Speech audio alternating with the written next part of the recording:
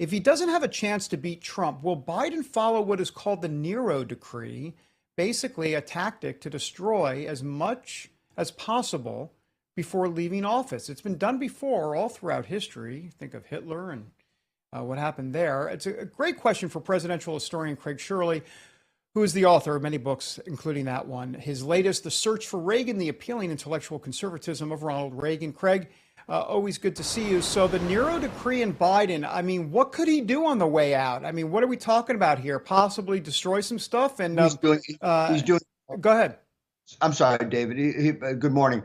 He's doing it already with crime, with the border, with massive student loan bailouts that are driving this country further and further into debt.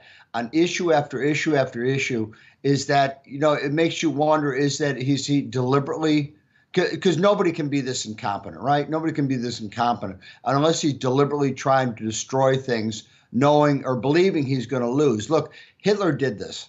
In the closing days of World War II, after the Battle of the Bulge, which was the last Nazi offensive, is that as Patton was closing in on the West and the Soviets were closing in on the East, is that Hitler had ordered everything destroyed, everything for the culture, everything that foodstuffs, people, everything, anything that can be used by the Allies to take and appropriate in the fight against Nazi Germany.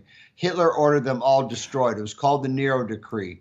And it makes me think that, the behavior is similar in that Biden is doing the same thing. You can't point to anything that he's succeeded at. There begs the question of why. Why is he such a miserable failure at everything? Is it possible that he's doing it on purpose, that he believes he's going to lose? I think it's a good question to discuss. So just to be clear, when we talk about the Nero decree, I mean, when it came to what Hitler did, I mean, he was literally he wanted to destroy all military and communication transmissions, right. I mean, he wanted to physically get rid of things. You're not talking Biden getting physically rid of anything here. You're talking about him more destroying the country and leaving Trump a mess to deal with.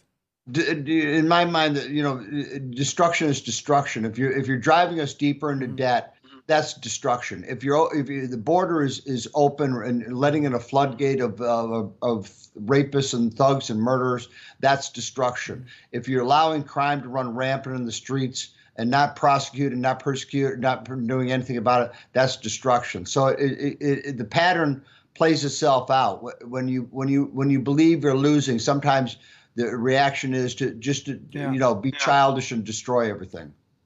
I've got less than a minute left, but I got to get to this. Hunter Biden now. His trial on felony gun charges starts today in Wilmington, Delaware. We've talked about this. He's accused of illegally purchasing and possessing a gun while abusing or being addicted to drugs. It's a violation of federal law. He pleaded not guilty to the 3 charges. Craig, this is the first time in American history that the child of a sitting president is going on trial. Is that correct? As far as the history books are concerned, talk to us about this. I've got about 45 seconds.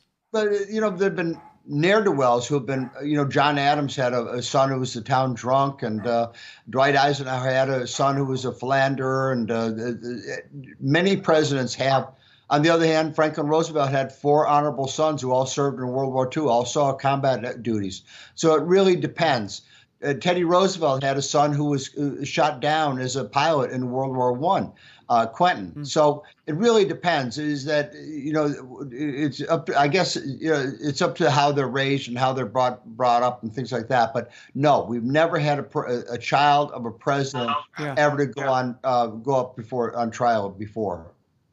Well, Hunter Biden making other folks like Roger Clinton and Billy, what was that? Billy Clinton, Carter. Billy Carter. Yeah. Making him look good. All right, got to run. We're going to Terrence in Denver. The opening bell, sponsored by AMAC. Thanks, Craig.